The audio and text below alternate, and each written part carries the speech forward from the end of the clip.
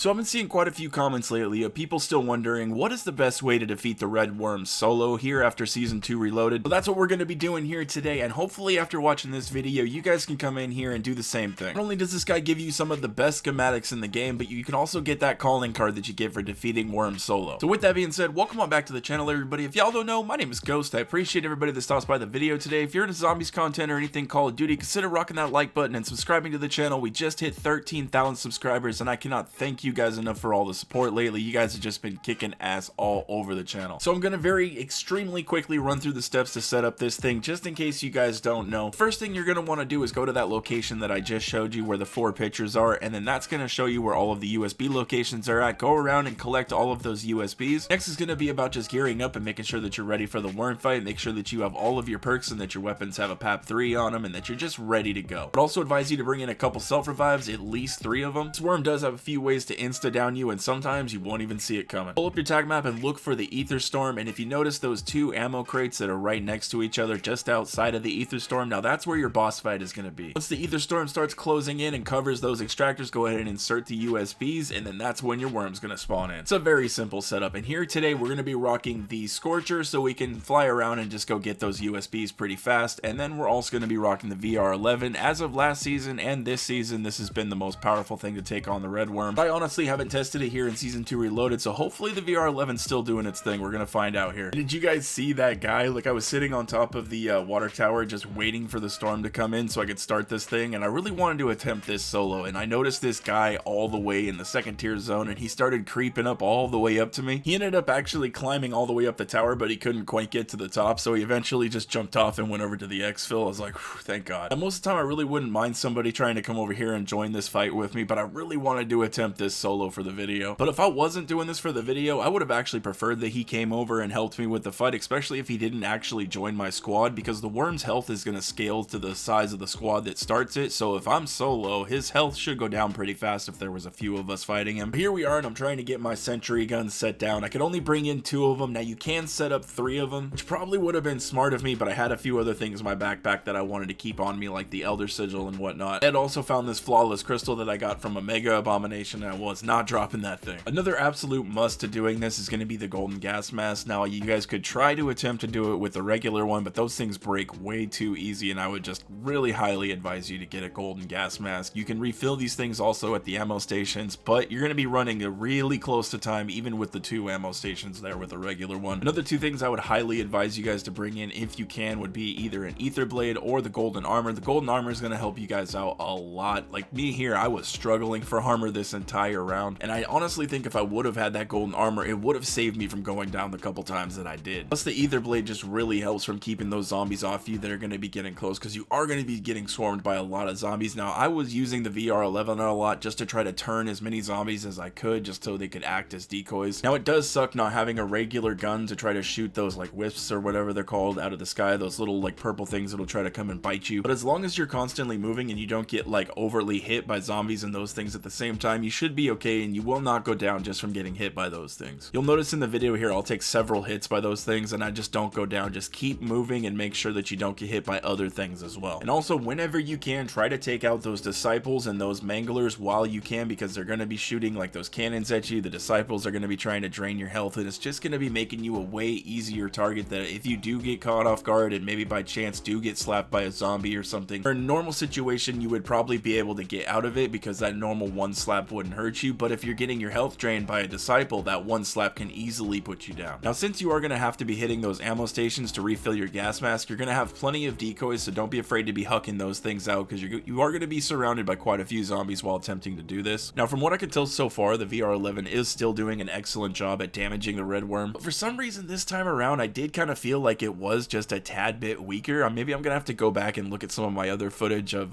trying to do this solo and just kind of compare the damage rates, because it did feel a tad bit weaker, but we were still able to get it done. Now I'm actually not sure what happened, but the first time that he actually picked me up into his mouth, that's usually a good thing, because when you're in there you can just shoot your gun and that's gonna damage him quite a bit. When he spits you out, you got to be spamming that parachute button. Well, that's what I was doing, and for some reason I still hit the ground. Now I think it's because when he spit me out, he kind of like shot me out at like an angle and I like hit the rocks, not even really giving me an opportunity to do anything. That's why I said make sure you got quite a few self-reses on you, because you never know what's gonna happen during this fight. I did see quite a few comments comments of people asking if the Flamethrower does any damage against the red worm, and unfortunately it does not. It just doesn't reach. And this is also why I say you never know what's gonna happen in this game, because yeah, I just got down from getting spat out of this guy's mouth, and the second that I go to try to run in front of him, he ends up downing me again with that insta down laser. So now I'm like, alright, I got one self-res left. I really need to make this count. And the number one thing I could say that I really wished I had during this entire fight was that golden armor. That would have helped me out so much while doing this whole thing. But at least this will go to show that you guys really don't need like all those really good acquisitions to get this done if you need to. I would say the VR11 is the most essential thing. Like, you really don't need the Scorcher case. That's just so we can get around and gather up all those USBs really quickly. It also does help with doing like some contracts and stuff in between, just so you guys can gather up some essence for perks and things like that, just to get yourself ready for this thing. But would have having some of those acquisitions definitely helped me out while doing this? Absolutely. Especially at the end here, I'm not gonna lie to you guys, I was getting a little scared I wasn't gonna be able to do this. I thought I was gonna go down again. But the main thing is gonna be that you guys just keep moving. Try not to stop moving at all. Watch that gas mask and make sure that it doesn't get too low. When you see some clear open shots to take at the red worm, go ahead and do so. I would say the biggest mistake that I ended up making twice during this run, now that I watch this back, is gonna be the fact that I ended up running in front of the red worm 2 times during this run. Now that's something I would advise you guys highly not to do. I know that this is zombies, and sometimes you have absolutely no choice on the way that you go. Like, sometimes you're just kind of being pushed in a certain direction. Like, there's way too many enemies that are coming at you from a certain way, so you kind of have to run in a certain direction. Just remember, even the best of the best go down, so just make sure that you got yourself covered with nice self revives and stuff like that. Hell, even keep a dog bone in your backpack for if you run out of self revives, then you can pop that bad boy. See, look, he's gonna pick us up here with this one, and we're gonna handle this one just fine. Just make sure that when he spits you out of your mouth that you're spamming that parachute button. Definitely don't want to be taking downs that could be easily avoided. Just like my dummy move that I'm about to make right here, where I wasted my last self revive. So what I'm gonna do here is, you notice I hit the ammo station, and then I was actually going to try to run behind him, and this will just go to show you how quick that this guy can move. As soon as I got close to him, this guy did an instant 180 and beamed me faster than a cheater on Warzone. But now I'm finding myself completely out of self revives, and I'm shitting myself just a little bit. We got this guy well over 3/4 of the way done. He's basically got a sliver of health left, so let's just give her hell and get this thing over with. Look at this guy. Do you see the sliver of health that he has? He hung on for dear life with that little sliver of health. And look at this. Look how absolutely close to death that he is, and he still managed to pick me up for one last time. And right about here, I'm like, yep, I need to change my pants. I was genuinely convinced right here for a second that this was the end and it was all over with, but we managed to survive, even if it is with a little bit of a tilted screen. If you guys ever do get that majorly tilted screen whenever he spits you out of his mouth, just go ahead and spin around in a few circles, and that should kind of sort it out. But here it is. That's gonna be our very last shot with the VR11 killing the red worm. I absolutely love the animation of this thing exploding. I think they did a great job with that. This guy ended up dropping us 2 wonder weapons. We got 2 wonder wasps, and I'll definitely take those. One of my favorite wonder weapons in the game. So we ended up getting that flawless crystal schematic out of the rift, so that's pretty cool. So yeah, guys, if you're still wanting to do the red worm solo here after season 2 reloaded, the VR11 is still a great way for you guys to attempt to do this. But that is going to be about it. Hopefully you guys enjoyed the video, or if you found it all informative, please consider rocking that like button and subscribing to the channel. Can't tell you how much I appreciate all the support that you guys have been showing me lately. Again, thank you guys so much. Have a wonderful day, and I will catch you